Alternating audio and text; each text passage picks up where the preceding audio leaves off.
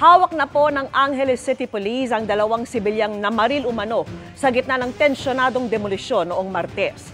Ayon sa hepe ng Angeles City Police, 3 sa 5 nasugatan sa pamamaril sa barangay Anunas ang kumilala sa mga sospek. Nasabat sa kanila ang mga baril na ginamit umano sa insidente na isinailalim na sa ballistic examinations. Isa sa ilalim din sa paraffin test ang mga pulis na nasa operasyon.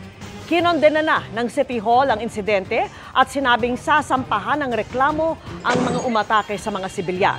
Sinusubukan pa ring kunin ng GMA Integrated News ang panig ng Clark Hills Development Corporation na siyang humiling ng demolition order sa mahigit 70 ektaryang lupain.